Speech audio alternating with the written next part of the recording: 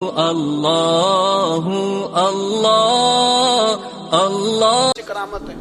حضرت سیدنا مولا علی شیر خدا فرماتے ہیں، امام سخاوی نے القول البدی میں لکھا ہے، فرماتے ہیں کہ حضرت عمر کا زمانہ مبارکہ تھا، میرا بڑا ہی دل کر رہا تھا سرکار کی زیارت کرنا۔ حضور کے وصال کو کافی سال بیت گئے، دل بڑا پریشان تھا، میں درود شریف پڑھتا پڑھتا سو گیا۔ میں نے خواب دیکھی کہ اللہ کے محبوب فجر کی جماعت کرا چر ہویا مینو ترلے لے دیا کدی موڑ میرے ول باگا جے خواب میری وچ ایک بار جے آویں میں ساری عمر نہ جاگا۔ کہتے ہیں حضور نماز پڑھا رہے تھے فجر کی، 2 سورتیں سرکار نے پڑھی پر بڑا ہی مزہ آیا، بڑا ہی مزہ۔ کہتے ہیں نماز مکمل کر کے نا تو سرکار نے صحابہ کی طرف رخ نور کیا تو ایک صحابی کھجوروں کا ٹوکرا لے کے آئے، یا رسول اللہ تازی کھجوریں بقیہ قبول کریں۔ حضور نے ایک کھجور اٹھائی، صاف کی، کھائی، باقی ایک ایک صحابہ کو بانٹی۔ حضرت علی کہتے ہیں 15-16 صحابہ کے بعد میرا بھی نمبر لگا، کھجور کھائی، کھجور کا نہیں دست مصطفیٰ کا بڑا مزہ تھا۔ کہتے ہیں بڑا ہی مزہ آیا۔ ابھی میں کھجور کھا ہی رہا تھا کہ مسجد نبوی میں اذان ہو گئی۔ مولا علی فرماتے ہیں آنکھ کھل گئی، اٹھ میں گیا پر کھجور کا ذائقہ میرے منہ میں ابھی بھی موجود تھا۔ اب اس پر پورا باب باندھا ہے شاہ عبدالحق الہ آبادی نے۔ وہ کہتے ہیں کہ حضور جس کو خواب میں کوئی چیز دیتے ہیں وہ حقیقت میں بھی اسے دیتے ہیں، وہ خواب میں نہیں ہوتی، وہ حقیقت میں ہوتی ہے۔ پورا باب ہے، بہرحال عنوان پہ رہنا چاہتا ہوں۔ حضرت علی فرماتے ہیں میں اٹھا، وضو کیا، سنت پڑھی، مسجد چلا گیا، جا کے صف میں بیٹھ گیا۔ عمر فاروق آئے جماعت کرانے۔ کہتے ہیں عمر نے نماز شروع کی تو مجھے جھٹکا تب لگا جب عمر نے بھی وہی صورت شروع کر دی جو خواب میں سرکار نے پہلی رکعت میں پڑھی۔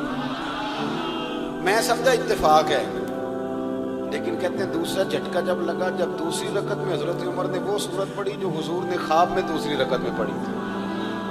کہتے ہیں میں اب بڑا پریشان ہوں کہ یہ بات کدھر کی کدھر جا رہی۔ مولا علی شیر خدا فرماتے ہیں نماز مکمل ہوئی تو کھجوروں کا ٹوکرا بھی آ گیا۔ فرماتے ہیں اب تو میری حیرت کی حد نہ رہی، حضرت عمر نے کھجور اٹھائی، صاف کی، کھائی، دوسرے صحابی کو، تیسرے کو، چوتھے کو، 15-16 صحابہ کو ملی، مجھے بھی دی۔ کہتے ہیں کھجور کھائی، مزہ بڑا آیا۔ حضور سے تو دوسری مانگنے کو دل کرتا تھا پر مانگی نہیں تھی، ادب تھا۔ عمر سے تو یرانہ تھا نا اپنا۔ ان کا رشک دیکھیں، آپس میں رشک دیکھیں، حسد نہیں، رشک۔ فرماتے ہیں یرانہ تھا نا، تو میں نے عمر سے کہا یار ذرا ایک کھجور اور دینا نا ذرا ایک کھجور۔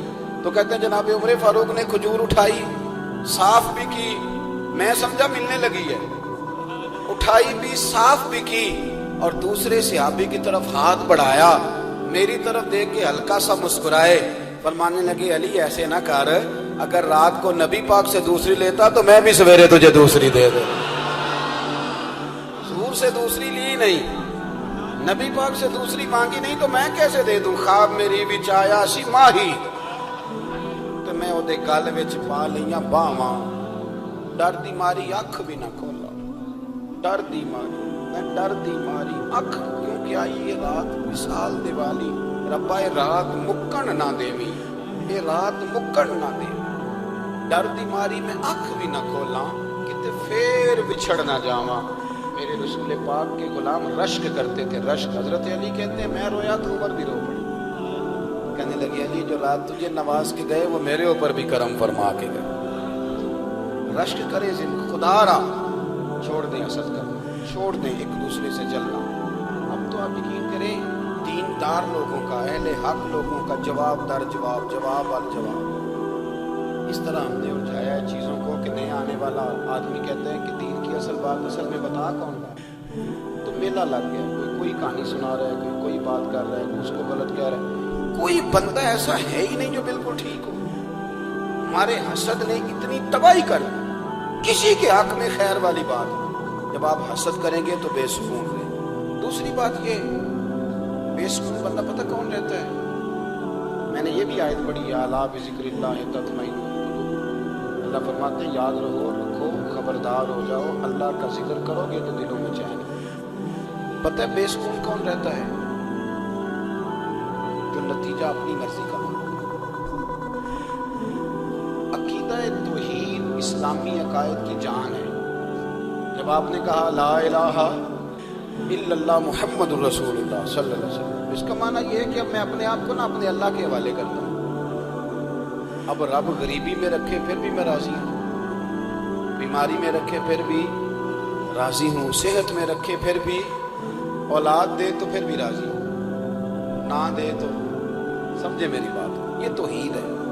ہم نہ ٹھیک ہونا چاہتے ہیں، دوست اکثر آ کے کہتے ہیں کوئی وظیفہ بتائیں، طبیعت ٹھیک نہیں رہتی تو انہیں کہتے ہیں سورہ فاتحہ پڑھو، کہتے ہیں بڑی دیر سے پڑھ رہا ہوں پر شفا نہیں ہو رہی، تو میں کہتا ہوں پھر آپ اللہ کی رضا پہ راضی ہو جائیں، پھر اللہ کی رضا پہ راضی رہنا بھی تو سیکھو نا، راضی رہنا بھی تو سیکھو۔ بہت ساری بے سکونی اس بات کی ہے کہ ہم چاہتے ہیں میری مرضی کا سکون ہو، میری مرضی کا گھر ہو، میری مرضی کے بچے ہوں، بھئی ایسا نہ کریں۔ آپ اپنے حق میں اپنے رب کے فیصلوں کو قبول کریں، آپ قبول کریں اپنے مالک کے فیصلوں،